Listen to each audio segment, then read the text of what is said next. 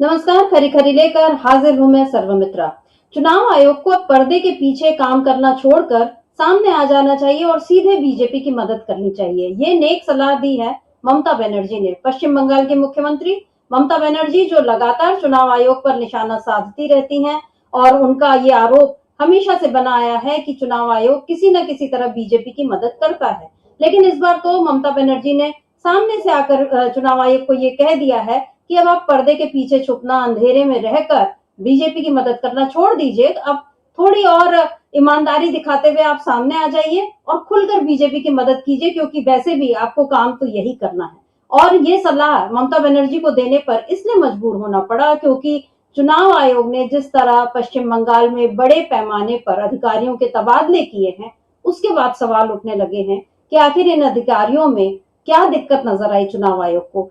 क्यों ये तबादले आचार संहिता लागू होने या चुनाव की घोषणा जब की उसके बाद क्यों किए गए, उससे पहले इतने समय से चुनाव अधिकारी जा रहे हैं। ज्ञानेश कुमार खुद गए हैं पश्चिम बंगाल। क्या वहां पर उनको ग्राउंड रिपोर्ट नहीं मिल रही थी कि कौन अधिकारी कैसा काम कर रहा है, और अगर वो नहीं कर रहा है तो ये तबादले पहले क्यों नहीं कराए गए। अब एक साथ इतने सारे अधिकारियों में आखिर आपको ऐसी कौन सी दिक्कत नजर आ गई जो आपने कम से कम 19-20 अधिकारियों के तबादले कर दिए। और ये सवाल उठना जायज भी है क्योंकि हम ये बार बार देखते हैं और बताते भी हैं अपने दर्शकों को कि किस तरह मशीनरी को, यानी जो प्रशासनिक मशीनरी है, अधिकारी हैं, कर्मचारी हैं, उनको अपने दबाव में लेकर जो सत्तारूढ़ बीजेपी इस समय है, ये उसकी खास कार्यशैली है।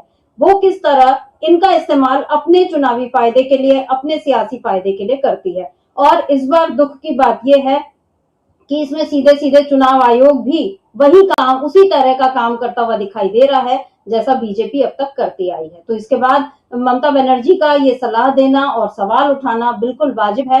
ममता बनर्जी ने एक पोस्ट में क्या कुछ लिखा है, किस तरह उन्होंने चुनाव आयोग को ये सलाह दी है, एक बार इस पोस्ट को देख लेते हैं। ममता बनर्जी,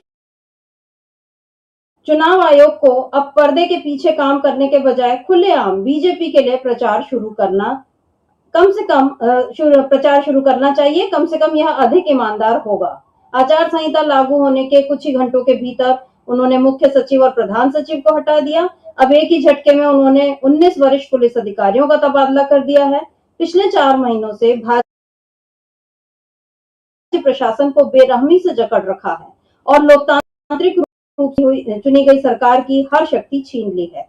वे अधिकारियों को हटा सकते हैं, वे पुलिस कर्मियों का तबादला कर सकते हैं, वे सैकड़ों चुने हुए पर्यवेक्षकों को ला सकते हैं। उन्होंने हर संस्था पर कब्जा कर लिया होगा, लेकिन एक चीज जिस पर वे कभी कब्जा नहीं कर पाएंगे वह है जनता की शक्ति। और बंगाल की जनता की यही अजेय शक्ति भाजपा को इस धरती से हमेशा के लिए उखाड़ फेंकेगी।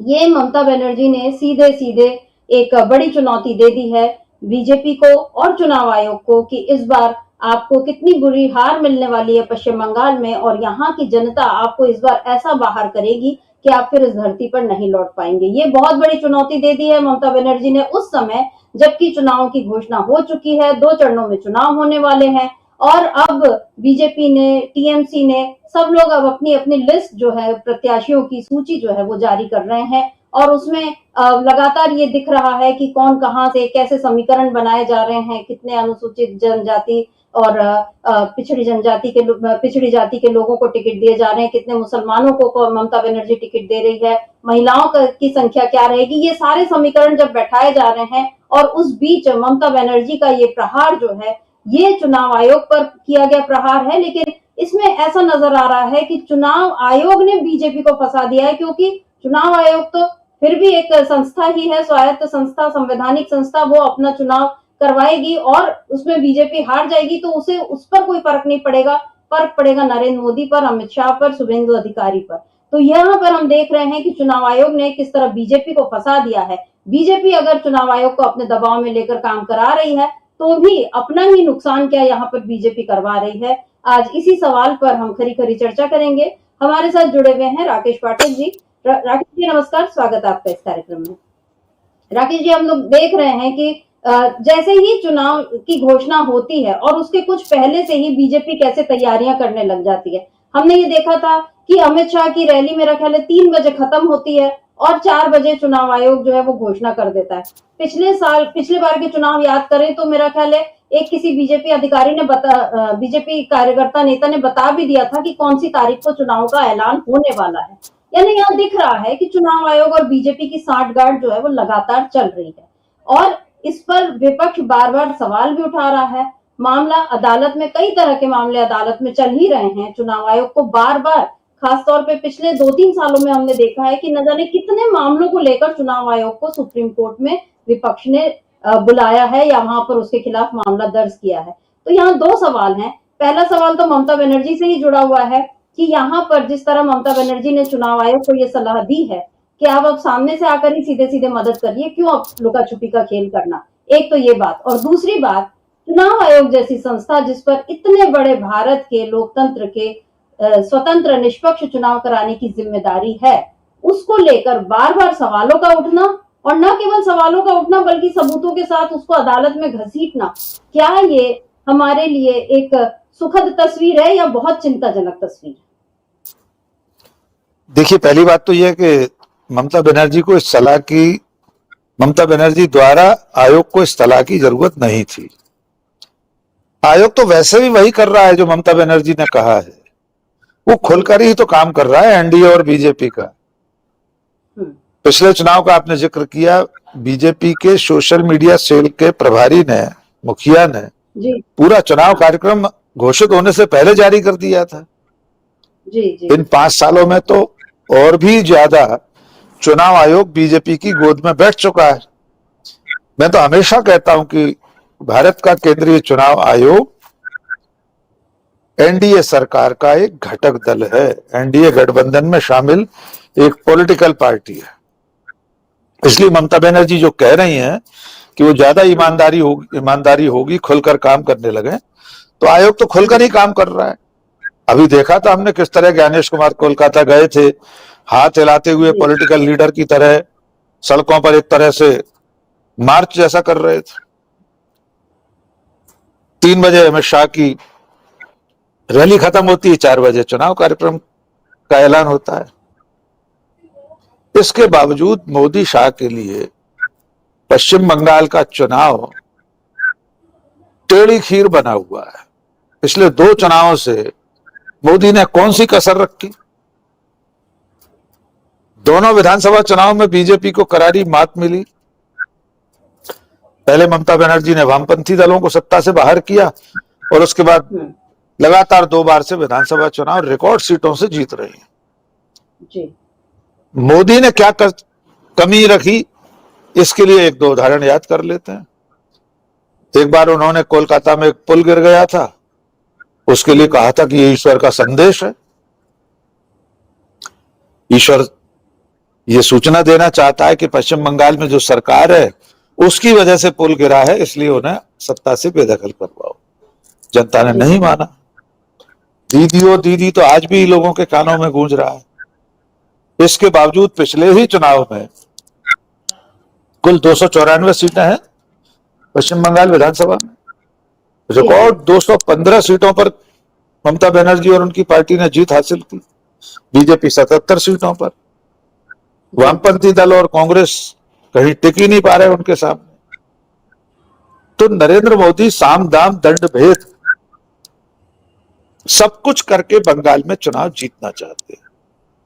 अब आते हैं उस विषय पर जो अधिकारियों के तबादले के बारे में ट्वीट किया है ममता बनर्जी ने। आमतौर पर चुनाव की घोषणा के बाद तबादले होते हैं, लेकिन इस तरह नहीं कि पूरे घर के बदल डालूंगा। जहां किसी जिले में कलेक्टर या एसपी के बारे में कोई शिकायत मिले, केंद्रीय चुनाव आयोग के जो पर्यवेक्षक जिलों में पहुंचते हैं वे कोई सिफारिश करें, तब बदलाव होते हैं। दूसरा नियम है, अगर कोई कलेक्टर या एसपी एक जिले में 3 साल से ज्यादा से पदस्थ है तो चुनाव की घोषणा से पहले ही सामान्य प्रक्रिया में उसका तबादला हो जाता है। अब आप पश्चिम बंगाल में चीफ सेक्रेटरी से लेकर इतने सारे आईएएस आईपीएस के तबादले कर रहे हैं। इसका अर्थ यह है कि सरकार के इशारे पर चुनाव आयोग बीजेपी की मदद कर रहा है। वरना चलिए हम तो पूछते हैं, ये तबादले भी सामान्य प्रक्रिया है, मान लेते हैं, ठीक है आपने ठीक किया। असम में क्यों नहीं हुए? असम के चीफ सेक्रेटरी को क्यों नहीं हटाया? डीजीपी को क्यों नहीं हटाया? वहां के जितने जिले हैं उनमें से 10-20 जिलों के कलेक्टर्स भी क्यों नहीं बदले गए? इसका मतलब यह है कि बीजेपी सिर्फ चुनाव को राजनीतिक तौर तरीकों से जीतना नहीं चाहती, बल्कि उसमें प्रशासनिक मशीनरी, अपनी मर्जी के लोग, अपनी मर्जी के अधिकारी, सुविधाजनक लोग तैनात करके पूरा चुनाव अभियान चलाना चाहती है, ताकि कल को अगर आचार संहिता उल्लंघन की कोई शिकायतें हो, पर्यवेक्षक भी अपनी मर्जी के भेजे जाएंगे, तो उन शिकायतों पर न पर्यवेक्षक कोई सिफारिश करें न आयोग को करना है। पहले भी कभी नहीं किया। नरेंद्र मोदी के नफरती भाषणों पर इतनी शिकायत की कांग्रेस ने, मल्लिकार्जुन खड़गे ने। आयोग ने चिट्ठी लिख दी जेपी नड्डा को, बजाय नरेंद्र मोदी को रोकने के। इसलिए बंगाल में बीजेपी अकेले चुनाव नहीं लड़ रही है, उनके घटक दल भी साथ में चुनाव लड़ रहे हैं, जिसमें केंद्रीय चुनाव आयोग है, अभी पैरामिलिट्री फोर्सेस भी लगेंगे, वे भी सरकार के इशारे पर काम करेंगे। तो ये चुनाव ममता बनर्जी के लिए एक चुनौती है। तीसरी बार अगर वे जीतती हैं तो ये बेहद बड़ी उपलब्धि हो मोदी के लिए भी। अगर वे चुनाव हरा लेते हैं ममता बनर्जी को, तो उनके लिए भी एक मील का पत्थर साबित होगा ये चुनाव। जी, और अगर इस चुनाव में बीजेपी को जीत मिलती है, जिसकी वो तैयारी अभी से कर रही है, जिसको भी हम कहते हैं साम दाम दंड भेद, सारे तरीके वो अपना रही है, अभी से शुरू हो चुका है, तो इसमें बीजेपी को अपनी जीत हासिल करना इसलिए भी जरूरी है क्योंकि इससे उसको एक नया जीवन जो है मिलेगा और विपक्ष की एकता तोड़ने का उसको ये एक अच्छा मौका मिलेगा, ऐसा समझा जा सकता है। जो तबादले की बात हम कर रहे हैं राकेश जी, तो दर्शकों को हम ये बता दें कि असम में भी 5 आईएएस और 5 आईपीएस अफसरों के तबादले हुए हैं, लेकिन ये ज्यादातर मतलब जो हुए डिस्ट्रिक्ट इलेक्शन ऑफिसर, एएसपी, इसी तरह के तबादले हुए। तमिलनाडु में 4 जिलों के एसपी बदले गए हैं और डिप्टी कमिश्नरों को एसपी बनाया गया है, और केरल में भी कुछ वरिष्ठ पुलिस और राजस्व अधिकारियों के तबादले हुए। लेकिन जैसे बड़े तबादले पश्चिम बंगाल में हुए हैं, जो सीधे मुख्य सचिव और डीजीपी और सबको आपने बदल दिया, और 19 पुलिस अधिकारियों को जो अब बदला है आपने, इस पर अब सवाल उठ रहे हैं कि जब आपको बदलना ही था तो आप 5 राज्यों में इसी तरह का वो करते, 4 राज्यों में, लेकिन आपने नहीं किया। इसी पर ममता बनर्जी ने ये भी कहा, क्योंकि प्रधान सचिव, मुख्य सचिव जो है वो महिला है एक है, और ये जो उनको हटाने का 2 जो पहले तबादले हुए थे, वो जिस दिन रविवार को घोषणा होती है शाम को, और आधी रात को तबादलों की खबर आती है, तो ये आधी रात को तबादले करने की आखिर ऐसे क्या सूझी, ये भी एक सवाल है। और इस पर ममता बनर्जी ने ये सीधे सीधे इसको महिला विरोधी काम भी ठहरा दिया है। ममता बनर्जी ने लिखा है, रात 1 बजे मुझे मैसेज मिला, क्या कभी ऐसा सुना है कि रात के समय ऐसे फैसले लिए जाएं? मुख्य सचिव बंगाली महिला है, उन्हें हटा दिया, ये बंगाल और महिलाओं के खिलाफ है। और उन्होंने इसके साथ साथ चेतावनी भी दी कि अगर होनी हुई तो इसके जिम्मेदार चुनाव आयोग और बीजेपी होंगे। यहाँ पर सीधे सीधे ममता बनर्जी ने अनहोनी की बात करके बता दिया है। जैसे पिछले चुनाव में मुझे याद है उन्होंने कहा था खेला होवे, और उसके बाद फिर वो खूब चला था खेला होवे, यानी वो बता दिया उन्होंने कि मैं किसी भी तरह से शांति से आपकी सारी बातें स्वीकार नहीं करने वाली, या मुंह जबानी विरोध तक भी मैं नहीं सीमित रहूंगी, मैं मैदान में आकर सामने सामने आपको चुनौती दूंगी। ये ममता बनर्जी का तरीका है, और शायद मोदी जी को यही समझ में नहीं आया, जब वो दीदी जिसका जिक्र आपने किया वो कितना बैकफायर कर गया, और वहां पर ममता बनर्जी जो बात करती हैं माँ माटी मानुष, जो बंगाल की जो बात करती हैं, और वहां पर नारी शक्ति का अपमान। यहाँ पर ममता बनर्जी ने, राकेश जी, जो नारी शक्ति की बात की ने, बंगाली महिला को आपने हटाया आधी रात को और अनहोनी हुई, ये सारी बातें कहकर क्या यहाँ पर बीजेपी को और चुनाव आयोग को एक तगड़ा मैसेज ममता बनर्जी ने दिया है। और ये भी बता दूं मैं अपने दर्शकों को कि चुनाव आयोग का कहना है जो तबादले हुए उन सबको लेकर चुनाव आयोग की जो सफाई है, कि सफाई यानी उसका अपना पक्ष है कि ये सब मॉडल कोड ऑफ कंडक्ट लागू होने के बाद निष्पक्ष, स्वतंत्र और हिंसा मुक्त चुनाव सुनिश्चित कराने के लिए किए जाते हैं। आयोग को संविधान के अनुच्छेद 324 के तहत चुनावी मशीनरी पर पूरा नियंत्रण है। तो जहां आपकी मर्जी हो आप संविधान के अनुच्छेदों का हवाला दे दें सुविधाजनक तरीके से, जहां आपको असुविधा हो तो आप संविधान वगैरह सब भूल जाएं। तो एक तो चुनाव आयोग का संविधान को इस तरीके से अपने सुविधा के लिए इस्तेमाल करना, और दूसरा ममता बनर्जी की ये जो चुनौती है क्या कहेंगे? देखिए, पहले बात ममता बनर्जी की इस ट्वीट की करते हैं। इसमें दो बहुत बारीक बातें उन्होंने लक्ष्य में रखी है। नंबर एक, बंगाली अस्मिता, दूसरा महिला। ये तो भी देखिए, प्रशासनिक कामकाज में या सार्वजनिक जीवन के किसी भी काम में कोई व्यक्ति सक्रिय है तो महिला या पुरुष होने से उसमें कोई फर्क नहीं पड़ता। अगर वो चीफ सेक्रेटरी पुरुष भी होता तब भी आयोग की कार्यप्रणाली पर सवाल उठता। लेकिन ममता बनर्जी जानती हैं कि आज इस देश की आधी आबादी, पश्चिम बंगाल की आधी आबादी, उसे मैसेज देना है तो महिला की बात करना जरूरी है। तो एक तो उन्होंने महिला वोटर्स को ये मैसेज दे दिया कि नरेंद्र मोदी महिला विरोधी हैं। उन्होंने एक महिला आईएएस का रात को 1 बजे तबादला कर दिया है। दूसरा मैसेज उन्होंने दिया है बंगाली अस्मिता का। बंगाली महिला है ये उन्होंने लिखा। एक महिला इतना भी लिख देती तब भी चलता, लेकिन वे मूलतः बंगाली हैं। इसके जरिए बंगाल का जो भद्र लोग है, आम लोग हैं, सबको एक मैसेज दिया कि नरेंद्र मोदी बंगाली समाज को प्रताड़ित कर रहे हैं। रात 1 बजे तबादला कर रहे हैं। जहां तक सवाल चुनाव आयोग की सफाई का है कि उसे संविधान से फलाने अनुच्छेद से अधिकार मिला हुआ है कि चुनाव के समय सारी मशीनरी उसके मातहत होती है, इसमें कोई संदेह नहीं। वो इसीलिए होती है कि राज्यों में जो सरकारें हैं चुनाव के समय, किसी भी राज्य में किसी भी पार्टी की है, वो सरकार प्रशासनिक मशीनरी का दुरुपयोग न कर सके। इसलिए कलेक्टर, एसपी, पूरी मशीनरी चुनाव की उद्घोषणा के साथ ही चुनाव आयुक्त के अंतर्गत अधीन हो जाती। इसके बाद आयोग अपने पर्यवेक्षक भी भेजता है, इंटर स्टेट भेजे जाते हैं। इसीलिए एक राज्य के आईएएस दूसरे राज्य में, एक राज्य के आईपीएस दूसरे राज्य में, खर्चे वाले आईआरएस अधिकारी जो 3 पर्यवेक्षक होते हैं, एक सामान्य जनरल ऑब्जर्वर, एक पुलिस ऑब्जर्वर, एक खर्चे पानी पर नजर रखने वाला एक्सपेंडिचर ऑब्जर्वर। लेकिन आपको अभी से यह संकेत मिल जाएगा कि पश्चिम बंगाल में जब पर्यवेक्षकों की सूची आए तो जरूर देख लीजिएगा, हो सकता है उसमें गुजरात के ज्यादा अधिकारी हों, बिल्कुल, या उत्तर प्रदेश के अधिकारी, जैसे बिहार भेजे थे। बिल्कुल ठीक आपने याद दिलाया। तो एक तो यह है कि आयोग अपनी तरफ से जो कह रहा है वो ठीक है, लेकिन क्या यही आयोग सचमुच में संविधान की मर्यादा, उसके प्रावधान, उसकी प्रक्रिया सबका पालन करता है? क्या एसआईआर के मुद्दे पर उसकी भूमिका संदेह के घेरे में नहीं? क्या उसको जिस तरह इम्यूनिटी दे दी गई है, सुरक्षा संरक्षण दे दिया गया है, उसके बाद से वो पूरी तरह सत्ता के औजार के रूप में काम नहीं कर रहा? तो इसलिए संविधान की दुहाई देना तो सिर्फ एक मुंह छपाने वाला काम है।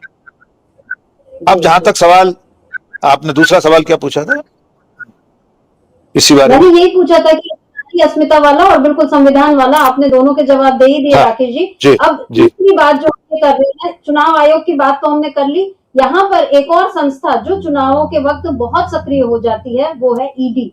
और कल ये अभी कुछ समय पहले हमने देखा था कि आईपैक इसके जो को फाउंडर है उनके घर पर कैसे छापेमारी हुई और ममता बनर्जी खुद पहुंच गई और उन्होंने अपना पूरा वो फाइल वगैरह उठा ली और उसको लेकर ईडी ने याचिका दाखिल की। और कल इस पर सुनवाई हुई थी, जिस पर याचिका में ईडी ने पश्चिम बंगाल सरकार पर सवाल खड़े किए और ये कहा कि रेड के वक्त पश्चिम बंगाल की मुख्यमंत्री बनर्जी आला अधिकारियों के साथ पहुंची और उन्होंने छापेमारी में बाधा डाली, सबूत नष्ट किए और इसके उस पर वो एफआईआर की मांग और सीबीआई जांच की मांग जो है ईडी ने की है।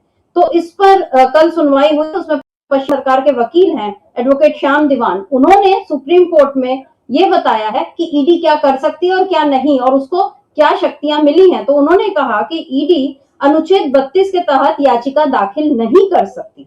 यह अनुच्छेद मौलिक अधिकारों की रक्षा के लिए है और ईडी कोई व्यक्ति नहीं है, इसलिए उसके मौलिक अधिकार नहीं हो सकते।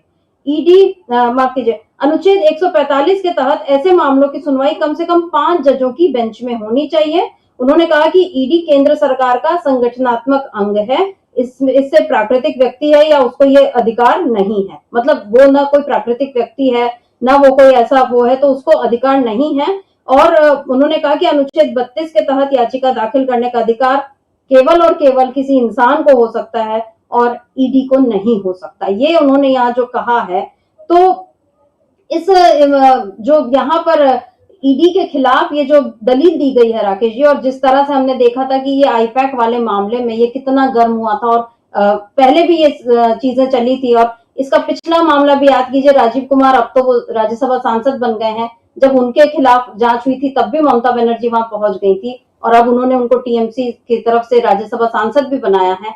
इस बार वो बिल्कुल अपने जो चुनावी संस्था जो उनके साथ मिलकर काम करती है उसके लिए वो पहुंच गई। तो ममता बनर्जी के बारे में जो मैंने पहले भी कहा था कि वो ऐसा नहीं कि केवल जुबानी जमा खर्च करती है, वो सामने से आकर लड़ने में यकीन रखती हैं।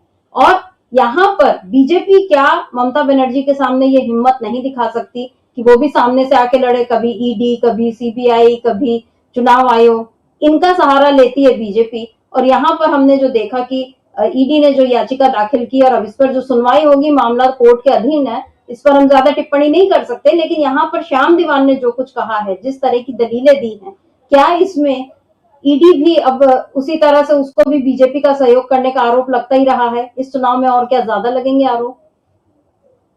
देखिए, चुनाव बढ़ने तो दीजिए धीरे धीरे। ED, CBI, NIA, income tax सब पहुंचेंगे अभी। जी, ये सब लोग बीजेपी की चुनावी मशीनरी का ही हिस्सा हैं। आप पिछले 10 सालों के, 12 सालों के राज्यों के चुनाव देख लीजिए, लोकसभा के चुनाव तीनों देख लीजिए। 14 में तो खैर यूपीए की सरकार थी, 19 और 24 के लोकसभा चुनाव देख लीजिए। ये सारी सरकारी एजेंसियां किस कदर सक्रिय हो जाती हैं चुनाव से पहले, इसके सैकड़ों सबूत मिल जाएंगे। पश्चिम बंगाल में जो चुनाव रणनीति बनाने वाली संस्था है ममता बनर्जी की, उसके यहाँ छापा डालना ईडी का, फिर ममता बनर्जी का वहां पहुंचना, ये सारी चीजें ये बता रही हैं कि बीजेपी और मोदी सरकार इन सरकारी एजेंसियों के जरिए विपक्ष शासित राज्यों और पार्टियों पर अंकुश लगाना चाहते। लेकिन आपने ठीक कहा, ममता बनर्जी जिस तरह सीधी लड़ाई लड़ती हैं, आमने सामने आकर, सड़क पर आकर, कोई भी मुद्दा हो, आपने परसों भी देखा होगा, सड़क पर चली जा रही है प्रदर्शन करने, अकेली सबसे आगे आगे, पीछे पूरी पार्टी और कार्यकर्ता, सांसद, विधायक सब। तो अब बीजेपी के पास 2 ही 3 तरीके बचते हैं ऐसे राज्यों में जहां उसका बस नहीं चल रहा। नंबर 1, सरकारी एजेंसियों के जरिए पार्टी का मनोबल तोड़ना, वहां के नेताओं को किसी भी तरह गिरफ्तार करना, मुकदमे दर्ज कराना, बदनाम करना, या फिर दल बदल करा देना। वो शुरू हो गया है। पश्चिम बंगाल से अगर हम असम की तरफ नजर डालेंगे तो हमें दिखाई देगा कि किस तरह से बीजेपी ने अपने चुनाव का ये वाला दांव भी खेलना शुरू कर दिया है। अब कांग्रेस पार्टी से दल बदल होगा। टीएमसी ने, एक बात हमारी चर्चा में छूटी जा रही थी, ममता बनर्जी और उनकी पार्टी ने चुनाव की घोषणा होते ही सारे प्रत्याशियों के नाम घोषित कर दिए। बहुत बड़ी संख्या में टिकट काटे ममता बनर्जी ने, शायद 70 टिकट बदले वर्तमान विधायकों के। तो अब बीजेपी के पास ये काम बचा है कि जिनके टिकट कटे या तो उनका दल बदल कराए। बीजेपी तो घोषित प्रत्याशियों का दल बदल करा लेती है। मध्य प्रदेश के भिंड लोकसभा सीट पर कांग्रेस ने जिन्हें प्रत्याशी बनाया था, डॉक्टर भागीरथ प्रसाद, 2 दिन बाद बीजेपी में चले गए थे। तो पश्चिम बंगाल में कौन सा कठिन काम है ये? तो अभी मुझे लगता है बीजेपी इस सब की तरफ भी ध्यान देगी और उसकी कोशिश होगी ममता बनर्जी को उनके गढ़ में, उनकी सीट पर घेर देना। पिछली बार वे हार गई थी, आपको याद होगा, फिर उपचुनाव में जीत कर आई, तब मुख्यमंत्री बनी। तो बीजेपी फिर से वही दांव चलेगी जिसमें दल बदल, सरकारी एजेंसियां और ममता बनर्जी को किसी भी सूरत में व्यक्तिगत रूप से और पूरे प्रदेश में चुनाव हराना। उसके लिए कुछ भी कर सकती है बीजेपी। जी जी बिल्कुल, और बीजेपी का ये खेल शुरू हो चुका है। अभी आपने आसाम का जिक्र किया राकेश जी, थोड़ी बात आसाम की भी कर लेते हैं। वहां पर गौरव गोगोई जो है, जिस तरीके से उन्होंने पहले ही इनको, हिमंता बिस्वा शर्मा को चुनौती दे दी थी कि मैं यहाँ से चुनाव लड़ूंगा, और उसके बाद पता चला कि हिमंता बिस्वा शर्मा ही थोड़े से हिचकिचा रहे हैं, और पिछले दिनों पहले भूपेन बोरा को तोड़ा गया। अभी जो है प्रद्युत बरदोलोई को आज उनका भी बीजेपी में प्रवेश हो चुका है, जबकि 4 बार कांग्रेस के विधायक, फिर मंत्री रहे, उसके बाद 2 बार वो सांसद रहे लगातार, और अब उन्होंने कल पार्टी छोड़ी। पार्टी छोड़ते हुए उन्होंने जो जिक्र किया है उसको एक बार देख लेते हैं। उन्होंने ये कहा कि आज मैंने अपने जीवन के सबसे महत्वपूर्ण सिद्धांतों में से एक को छोड़ दिया और इसके लिए मैं खुश नहीं हूँ। लेकिन मैंने यह निर्णय इसलिए लिया क्योंकि कांग्रेस पार्टी, विशेष रूप से असम कांग्रेस के भीतर मुझसे संपर्क करने वाले लोग मुझे बार-बार अपमानित कर रहे थे। कांग्रेस नेतृत्व भी मेरे प्रति सहानुभूति नहीं दिखा रहा था। अब ये जो इस तरह के बयान आते हैं राकेश जी, तो इसमें ये दिखता है कि ये लोग अपने लिए राजनीति करते हैं, चुनाव लड़ते हैं, पद हासिल करते हैं, पार्टी के लिए, जनता के लिए नहीं। क्योंकि ये इस तरह के बयान जो है वो बता रहे हैं कि मुझसे संपर्क करने वाले लोग मुझे बार बार अपमानित करते हैं और कांग्रेस नेतृत्व मेरे प्रति सहानुभूति नहीं दिखा रहा था। तो यहाँ भूपेंद्र बोरा ने भी यही कहा था कि मैं नहीं हो रहा था। इनको कितना सम्मान चाहिए? मतलब आपको पद मिल जाता है, आपको बार बार टिकट मिलती है, आपको सारी चीजें, सुविधाएं आप मिलती है, लेकिन आपके मन की एक बात नहीं हुई तो आपने बोल दिया कि अब हम छोड़ेंगे। और ये खेल ज्यादातर उन राज्यों में ज्यादा होता है जहां पर बीजेपी की सरकार होती है। और इसमें ये जो हम देखते हैं राकेश जी की, जिन कांग्रेस के जो नेता, विधायक, सांसद जिनके अपने व्यापार होते हैं, उनको टारगेट करना क्या आसान होता है यहाँ पर। क्योंकि हमने बार बार ये देखा है कि जितने बड़े लोग हैं कांग्रेस के, जो सो कॉल्ड बड़े लोग, और वो जिस तरीके से पाला बदला, उनके अपने बिजनेस इंटरेस्ट रहते हैं, सब कुछ रहता है। क्या इस वजह से बीजेपी को ज्यादा आसानी होती है? और यहाँ पर कांग्रेस के लिए क्या संदेश है कि उसको अब ऐसे लोगों के सामने झुकना चाहिए? क्योंकि प्रियंका गांधी का आज का बयान है कि हम देखते हैं वो शायद टिकट वितरण से थोड़ा खुश नहीं थे। इसके पहले भूपेंद्र बोरा को भी मनाने की कोशिश की गई, और यहाँ हिमंता बिस्वा शर्मा पहले ही बोल देते हैं कि हाँ वो छोड़ रहे हैं और मेरा उनसे संपर्क नहीं, लेकिन अगले दिन वो पता चलता है कि बीजेपी में आ गए। बोरदोलोई जी के साथ ऐसा ही हुआ। क्या कहेंगे राकेश जी? देखिए, सरकार एक तो एजेंसियों के जरिए ऐसे नेताओं पर अंकुश लगाती है, उन्हें दबाव में लाया जाता है, उन पर या तो नए मुकदमे लगाए जाते हैं या पुराने मुकदमे खोलकर उन्हें मजबूर करके कांग्रेस पार्टी छोड़ने के कगार तक ले जाया जाता है। यद्यपि ये कोई तर्क नहीं है।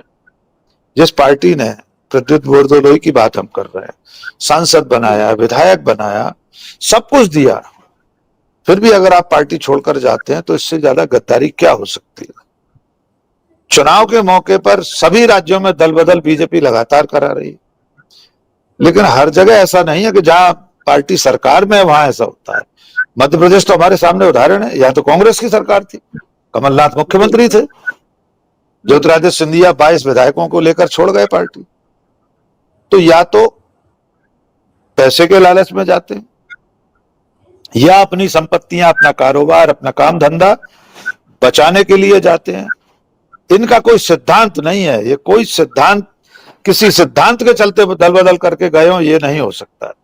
अभी राज्यसभा चुनाव में 3 राज्यों में कांग्रेस और उसके सहयोगी दलों के विधायकों ने क्रॉस वोटिंग की। हरियाणा में हुई, बिहार में हुई, उड़ीसा में हुई। कांग्रेस पार्टी अब क्या कर सकती है? कई बार हम और आप भी आलोचना करते हैं, लेकिन एक बात बताइए, पार्टी किसी भी व्यक्ति को, वो जो सोफिया विधायक है उड़ीसा की, इतनी कम उम्र में उनको टिकट दिया, विधायक बनाया, पार्टी छोड़ गई, कह रही मुझसे नहीं पूछा गया। पहली बार की विधायक से क्या पूछना था पार्टी, और नहीं भी पूछा गया तो पार्टी छोड़ना तो कोई निर्णय नहीं हो सकता। पार्टी की तरफ से कोई अनदेखी हुई है, आप पार्टी के फोरम पर बात रखें अपनी। इसी तरह असम में पहले जो गए उन्हें क्या नहीं दिया था कांग्रेस पार्टी, अब जो छोड़कर गए उन्हें क्या नहीं दिया।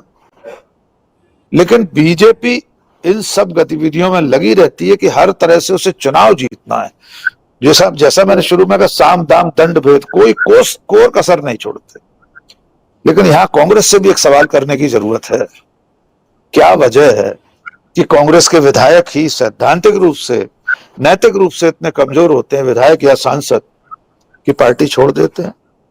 यही बिकने को क्यों तैयार रहते हैं? कभी बीजेपी के विधायक या सांसद क्यों नहीं बिकते? हो सकता है इसकी एक वजह ये हो, केंद्र में अभी सरकार नहीं है कांग्रेस। राज्यों में जहां जहां कांग्रेस की सरकारें हैं, रही हैं, गिने चुने राज्य, अब तो वहां से कांग्रेस विधायक क्यों छोड़कर चले गए? मध्य प्रदेश से क्यों चले गए 22 विधायक? ये सवाल कांग्रेस को खुद भी पूछना पड़ेगा, आत्ममंथन, आत्मचिंतन भी करना पड़ेगा। बीजेपी को भी सोचना चाहिए कि जो मोदी जी कांग्रेस मुक्त भारत बनाने का सपना लेकर आए थे, उनकी पार्टी तो कांग्रेस युक्त हो ही जा रही है। राष्ट्रीय स्तर पर कांग्रेस के सांसदों की, भूतपूर्व नेताओं की गिनती कर लीजिए लोकसभा में, 2014, 19 और 24 में कितने लोग हैं जो मूलतः कांग्रेसी थे, आज मोदी के साथ ट्रेजरी बेंच पर बैठे।